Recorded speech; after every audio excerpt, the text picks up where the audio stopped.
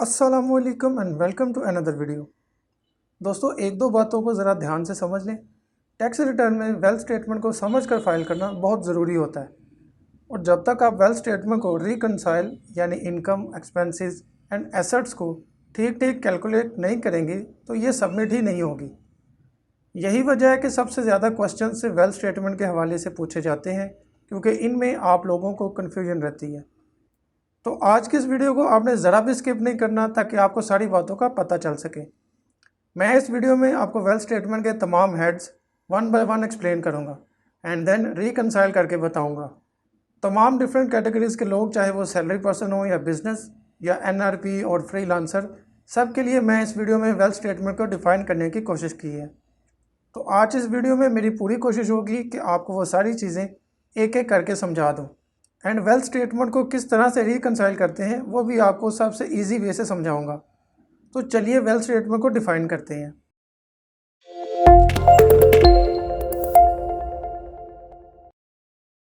दो हज़ार 19 से पहले ये होता था कि आप लोगों को 114(1) यानी income statement and 116(2) wealth statement दोनों अलग अलग फाइल करनी पड़ती थी। मगर 2019 से वेल्थ स्टेटमेंट को इनकम स्टेटमेंट के साथ ही अटैच कर दिया गया था, ताकि ज़रा आसानी हो जाए तमाम टैक्स पेयर्स को। तो दोस्तों, वीडियो में मज़ीद आगे बढ़ने से पहले मैं चाहूँगा कि अगर ये वीडियो आपके लिए फ़ायदेमंद साबित हो तो इस वीडियो को लाइक करें, शेयर करें और इस चैनल को सब्सक्राइब करके साथ में मौजूद बेल आइकन को लाजमी प्रेस कर दें। तो सबसे पहले जैसे ही आप लॉगिन करते हैं तो आप आ जाते हैं अपने इस IRIS के डैशबोर्ड पे। यहाँ पे आके आप चाहे सैलरी पर्सन हो, बिजनेस हो, NRP, फ्रीलांसर कोई भी हो, तो मैं तो हमेशा ये सजेस्ट करता हूँ कि आप यहाँ से डिक्लेरेशन टैब से ये नॉर्मल रिटर्न वाला फॉर्म लिया करें, क्योंकि इसमें सभी चीज़ों को एक ही जगह मेंशन कर दिया जाता है। सिंपल यहाँ से आप यहाँ पीरियड सेलेक्ट करें अपना, जिस साल की आप टैक्स रिटर्न फाइल कर रहे हैं, यहाँ से इसको सर्च करें और इसके सिलेक्ट कर लें यहाँ पे। अच्छा, जैसे ही अभी ये हेड खुल के आता है ना, तो ये सबसे पहला हेड जो है एम्प्लॉयमेंट वाला, ये आपके सामने ले आता है, जिसमें होती है सैलरी।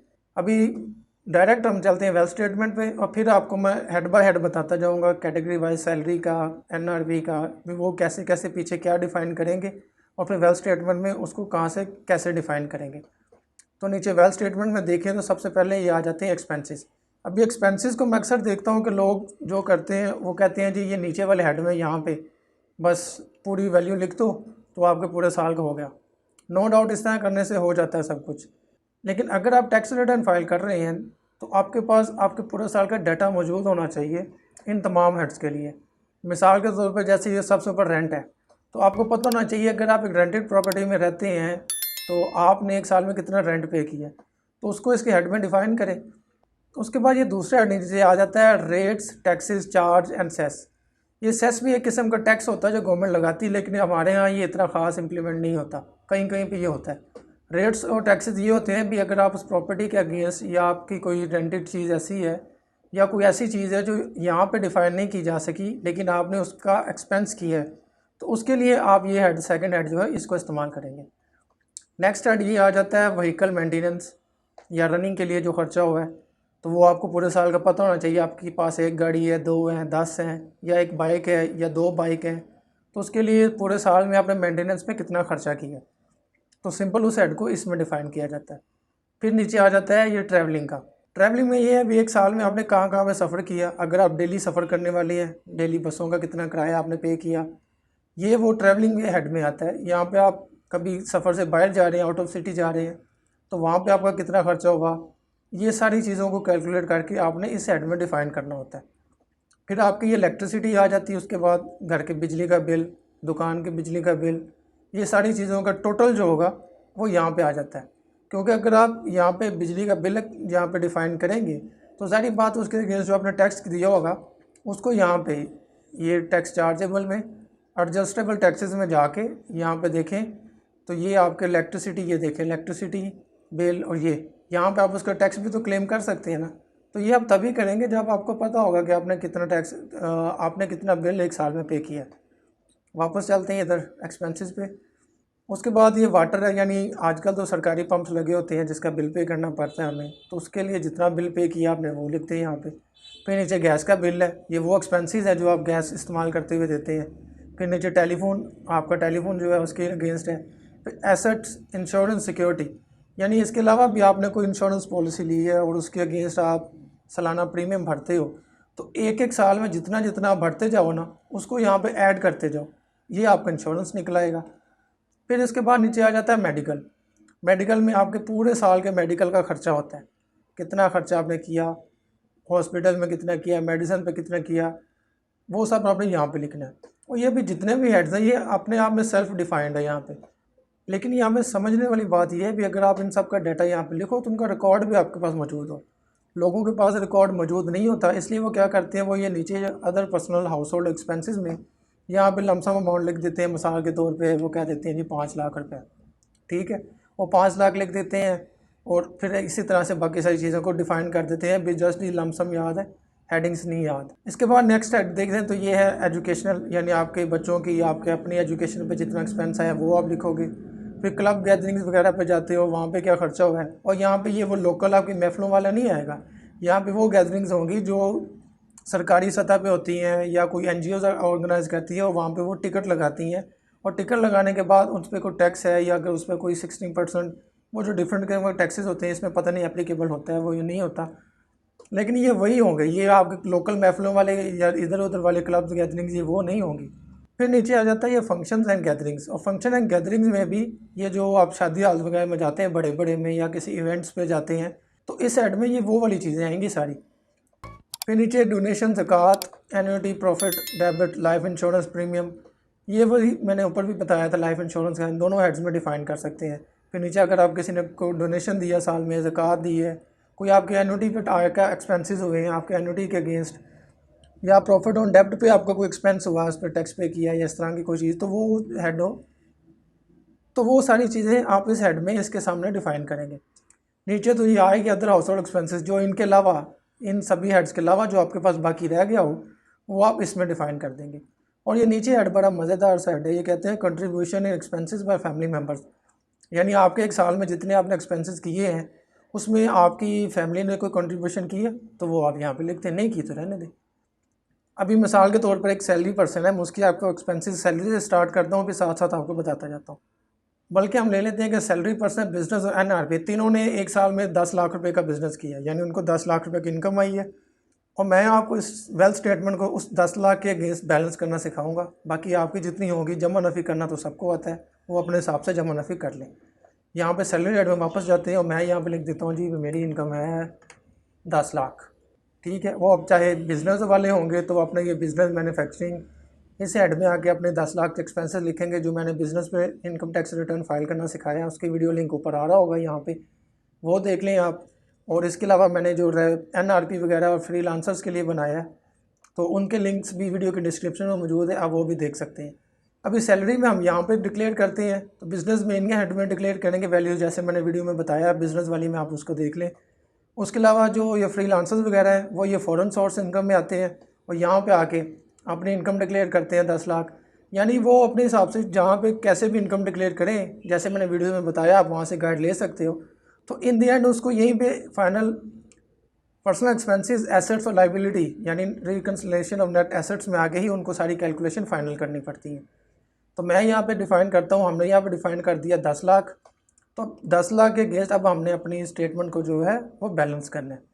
सबसे पहले आ जाए ये रिकन्सिलेशन वाले टैब पे, सबसे नीचे ये वैल्यू यहाँ पे पिछले साल की आ रही है, क्योंकि अभी ये 2021 से एफबीआर वालों ने अपडेट किया है सिस्टम कि जब भी आप अपना ये फॉर्म खोलेंगे आपको पिछले साल की जो रिटर्न होगी यहाँ पे वो ऑटोमेटिक नज़र आएगी पहले से, ठीक है। तो इसको आपने मद्देनज़र रखना है, इसका मेरी बताने वाले तरीके से कोई फ़र्क नहीं पड़ेगा, हमने जस्ट अपनी कैलकुलेशंस देखनी है। अभी मेरी जो इनकम है यहाँ पे सैलरी वाली, ये एक टैक्सेबल इनकम है, ये जो सैलरी पर्सन पाकिस्तान में उनके हिसाब से कह रहा हूँ। तो वो यहाँ पे आएंगे इस 10 लाख को अपने इस साइड में सब्जेक्ट टू नॉर्मल टैक्स के सामने यहाँ पे डिफ़ाइन कर देंगे 10 लाख, ठीक हो गया। ये इनकी 10 लाख हो गई और यहाँ पे देखें ये माइनस 13,60,000 में शो हो रहा है, यानी ये अभी 13 लाख के हिसाब से हम इसको बैलेंस करना देखेंगे। अच्छा, अभी जो नॉन रेजिडेंट हज़रात होंगे वो क्या करेंगे, वो अपने ये अमाउंट को इस नीचे वाले खाने में लिखेंगे एग्जेम्प्टेड फ्रॉम टैक्स। इसी तरह से जो फ्रीलांसर हज़रात होंगे उनकी जो अमाउंट होती है जो वो बाहर से कमाते हैं डॉलर्स की शेप में, वो भी एग्जाम्प्ट फ्रॉम टैक्स होती है, तो वो भी अपने 10 लाख को नीचे यहाँ पे डिफ़ाइन करेंगे, ठीक हो गया। अभी देखिए अगर इसको मैं यहाँ से निकाल के नीचे डिफ़ाइन कर दूँ तो इस पर कोई फ़र्क नहीं पड़ता, यानी आप दोनों हेड्स में डिफ़ाइन कर सकते हो, लेकिन यहाँ पे है मामला income exempt from tax and exempt not from tax, ठीक है। इस हिसाब से हम इसको देखें। अच्छा, अभी मैंने इस साल डिक्लेयर कर दिया जी मेरी 10 लाख इनकम है। अब इस हिसाब से हमें पहले एक्सपेंसेस शो करने पड़ेंगे। जैसे मैंने ये बताया तो पर आप सारे हेड्स डिफाइन करें। अभी क्योंकि आपको गाइड करना है उसके हिसाब से मैं आपको कह देता हूँ जी मेरा 3,50,000 रुपये का खर्चा हुआ था, ठीक हो गया। ये मैंने डिफ़ाइन कर दिया एक लमसम यहाँ पे। उसके बाद मैं पर्सनल एसेट्स पे आ जाता हूँ। यहाँ पे अभी आपको समझाने वाला है। पर्सनल एसेट्स में देखिए तो ये ऊपर होती है एग्रीकल्चर प्रॉपर्टी। हम में से बहुत से लोग जो गांव से ताल्लुक़ रखते हैं या जो सिटीज़ में रहते हैं लेकिन पीछे से वो किसी गांव से हैं, तो उनकी एग्रीकल्चर प्रॉपर्टीज़ होती हैं, उसको यहाँ पे डिफ़ाइन करना पड़ता है उनको अपने टैक्स रिटर्न में। तो क्या करना होगा, एग्रीकल्चर प्रॉपर्टी के सामने ये जमा का आ जाएगा, इसमें प्रॉपर्टी का एड्रेस देंगे, नीचे बताएंगे कितने मरला है, कितने रकबा उनका क्या है सारा। जैसे डिफ़ाइन करेंगे, मिसाल के तौर पे मैं कह देता हूँ जी एड्रेस है लाहौर का, कितने जी 5 मरला, ठीक हो गया। ओके किया तो ये देखें ये हेड 1 क्या आ गया। यहाँ पे वो इसको डिफ़ाइन कर देंगे, मैं यहाँ पे नहीं डिफ़ाइन कर रहा। या मिसाल के तौर पर मैं कह देता हूँ 1 लाख रुपए की मेरी कोई एग्रीकल्चर प्रॉपर्टी है, हम इसको यहाँ पे डिफ़ाइन करते हैं। उसके बाद आ जाता है commercial, industrial, residential property, non business. यानी ये वो जो आप बिज़नेस के लिए यूज़ नहीं कर रहे लेकिन आपके नाम पे है, जिसमें इंडस्ट्रियल भी हो सकती है, रेजिडेंशियल भी हो सकती है और कमर्शियल यानी दुकानें वगैरह भी हो सकती हैं। और दुकानों से में भी वो आप बेनिफिट नहीं ले रहे, आपने वैसे दी हुई हैं या गिफ्ट की हुई हैं किसी को, लेकिन है वो आपके नाम पे, यहाँ पे वो सारी चीज़ें आएंगी। उसके लिए भी आपने सिंपल ये प्लस वाला आइकन दबाना है यहाँ से। ये ऊपर आ जाएगा प्रॉपर्टी का एड्रेस, नीचे वो सारा लिख के वो इसमें आ जाएगा। मिसाल के तौर पर ये भी मैं कह देता हूँ लाहौर है और नीचे मैं कह देता हूँ जी ये रेजिडेंशियल है, ठीक हो गया। इसको मैं ओके करता हूँ और मैं कह देता हूँ जी ये 1 लाख रुपए का ये भी है मेरा। अभी टोटल देखा जाए तो 3,50,000 हमारे एक्सपेंसेस थे, 2 लाख हमने यहाँ पे डिक्लेयर कर दिया, तो ये 5,50,000 रुपये की हमारी कैलकुलेशन हो गई है। अभी देखें तो नेक्स्ट आया था बिज़नेस कैपिटल। ये बिज़नेस वालों के लिए है, यानी साल के शुरू पे जब उन्होंने बिज़नेस स्टार्ट किया था, अभी उन्होंने सोचा था मैं बिज़नेस स्टार्ट करने लगा हूँ, और बिज़नेस स्टार्ट पे उनके पास कितना कैपिटल था जिसने उन्होंने बिज़नेस स्टार्ट किया, वो 5 लाख था, 10 लाख था, जितना भी था, उसको लेके आपने इस हेड में डिफ़ाइन कर देना। यहाँ पे ये प्लस वाला आइकन दबाएंगे, आपके सामने बिज़नेस का नाम आएगा, भी आपके बिज़नेस का नाम क्या है वो एंटर करेंगे तो इसी तरह का एक सेल बन जाएगा, उसमें आपने टोटल अमाउंट लिख देनी है।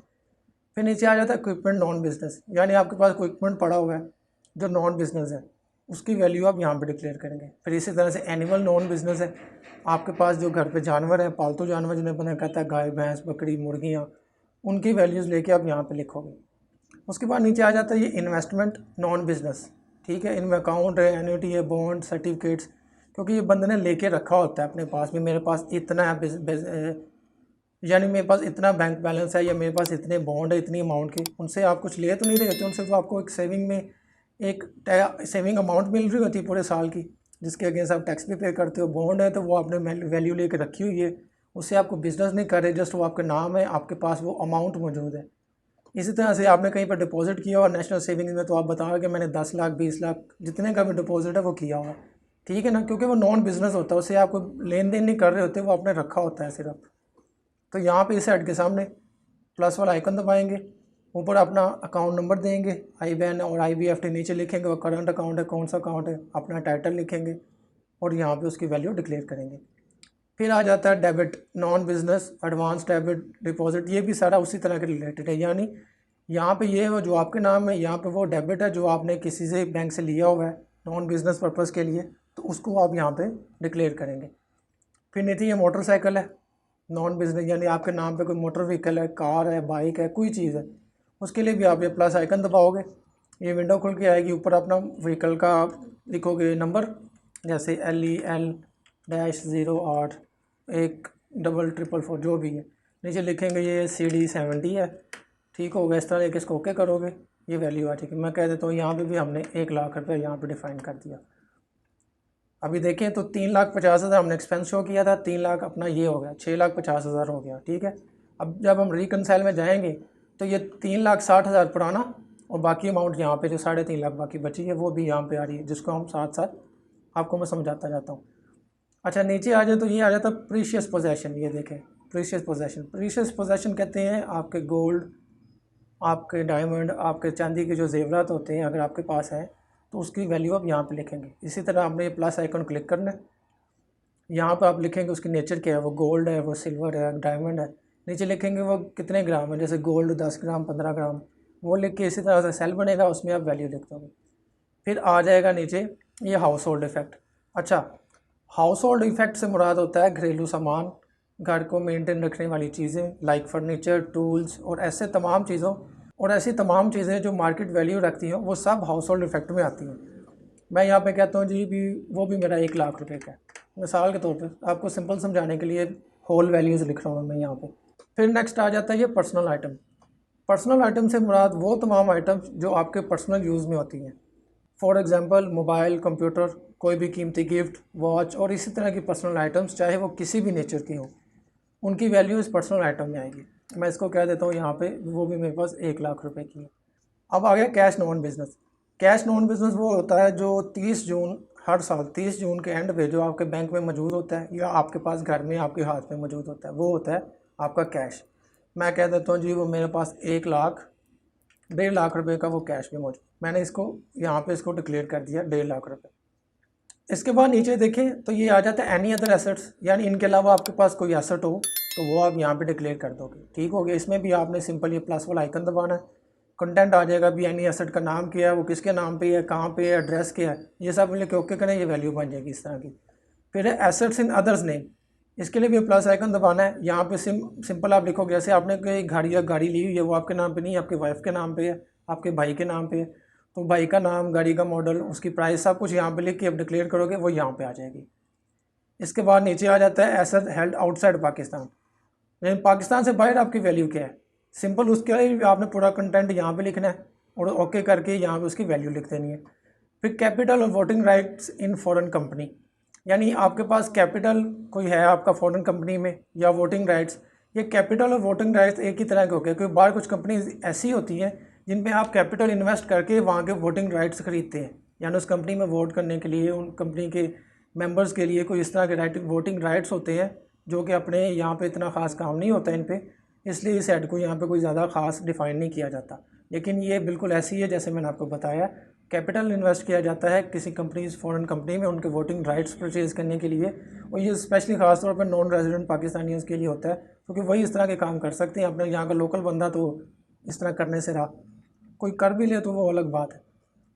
अच्छा, अब ये करने के बाद इसको कैलकुलेट दबाएँ 2 दफ़ा और यहाँ पे आ जाए नेट एसेट्स पे, तो ये देखें ये भी 3,60,000 की, ये जो पिछले साल आपके पास अमाउंट पड़ी थी, क्योंकि वो आपने डिक्लेयर किया था कि मेरे पास पिछले साल में 3,60,000 रुपये मौजूद हैं, वो आपने रख लिए हैं। अब उसको इस स्टेटमेंट आपको बताना पड़ेगा भी वो जो पिछले साल बच गया था उसको कहाँ पे एक्सपेंस किया, या आपने उसको एक्सपेंस कर दिया है या आप वो अभी आपके पास सेव है, तो वो किस फॉर्म में सेव है। ये वो बात है जो आप दूसरी दफ़ा फाइल करते हुए आएंगे तब आपको ये नज़र आएगी। लेकिन अगर आप पहले साल में फ़ाइल कर रहे हैं तो यहाँ पे अगर आपके एक्सपेंसेस और आपके एसेट डिक्लेयर करने के बाद कोई वैल्यू बच जाए तो उसको सिंपल यहाँ से कॉपी करें और यहाँ पे ले जाकर ऊपर डिक्लेयर कर दें, वो आपकी नेट एसेट्स प्रीवियस ईयर बन जाएगी। क्योंकि हर साल ऐसा भी तो नहीं होता ना भी आप जितना कमाया और उतने एसेट्स आपके बराबर हो जाए, समटाइम्स एसेट्स और एक्सपेंसेस में फ़र्क होता है। तो अगर आप पहली दफ़ा फाइल कर रहे हो तो जो बाकी वैल्यू बचेगी उसको ऊपर डिक्लेयर कर दें, वो आपके नेट एसेट्स प्रीवियस ईयर बन जाएंगे। लेकिन अगर आप दूसरी दफ़ा कर रहे हो, जैसे अभी इन्होंने 2021 में मैंने आपको बताया इन्होंने यहाँ पे कंपल्सरी कर दिया, पिछले साल का आपको लाजमी दिखाते हैं, तो अब आपने बताना उनको भी ये जो 3,60,000 मेरा पिछले साल बच गया था वो मेरे पास इन शेप ऑफ एसेट्स मौजूद है या इन शेप ऑफ एक्सपेंसेस मौजूद है। मिसाल के तौर पर मैं कह देता हूँ जी मेरे पास ये इन शेप ऑफ एक्सपेंसेस मौजूद है। 3,60,000 कितना था, 3,60,866, 3,60,866 मैं यहाँ पे कह देता हूँ वो मेरे इसमें मौजूद है। मैंने यहाँ पे डिक्लेयर कर दिया। देखें अभी जैसे मैं रिकनसाइल पे आया हूँ तो ये ज़ीरो हो गई। आप चाहें तो इसको एसेट्स में डिक्लेयर करें या एक्सपेंसेस में। यहाँ पे ये खूबसूरती है कि अगर ये अमाउंट नफ़ी में हो या जमा में हो, आपने एक्सपेंसेस और एसेट्स दोनों में इसको डाल के चेक करना है।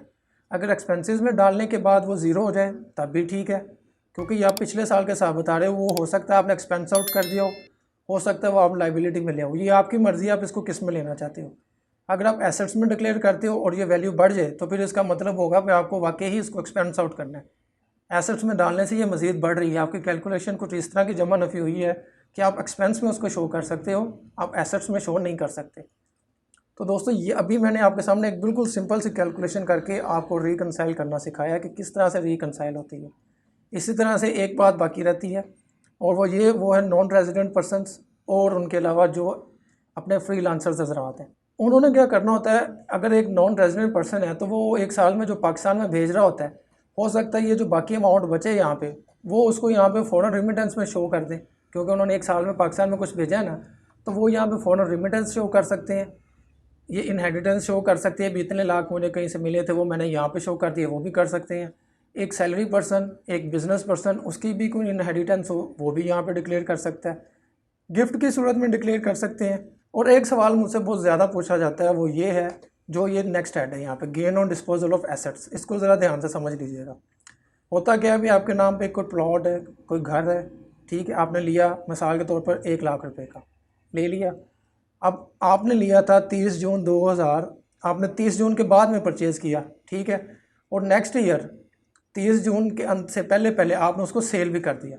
लिया था आपने 1 लाख में, ठीक है, इसको डिक्लेयर कर दिया, और नेक्स्ट ईयर जब आप फाइल करने लगी हो तो आपने सेल कर दिया 1,20,000 रुपये में, और वो जो ऊपर वाला 20,000 होगा ना उसको अब यहाँ पे डिक्लेयर करोगे। लेकिन अगर आप उसको कम में शो करते हो, आपको लॉस हुआ है, ठीक है, तो फिर आप जहाँ पे आपने वो वैल्यू डिक्लेयर की हुई थी अपने प्रॉपर्टी की, मिसाल के तौर पे यहाँ पे आपने वो 1 लाख रुपए की प्रॉपर्टी डिक्लेयर की थी, तो सिंपली आप उसको यहाँ से डिलीट कर दें।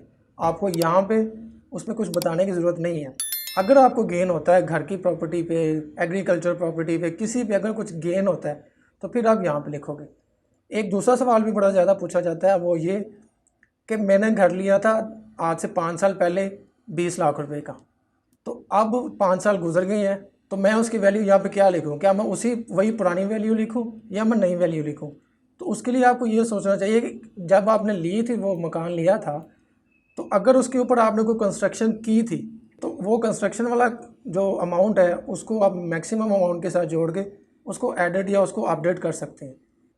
लेकिन अगर आपने 5 साल पहले 20 लाख का मकान लिया था और उसमें आपने कोई कंस्ट्रक्शन नहीं की और ना ही आपके पास कंस्ट्रक्शन का कोई प्रूफ है, तो फिर आप उस वैल्यू को एज इट इज़ रहने दें जब तक आप उसको सेल आउट नहीं करते।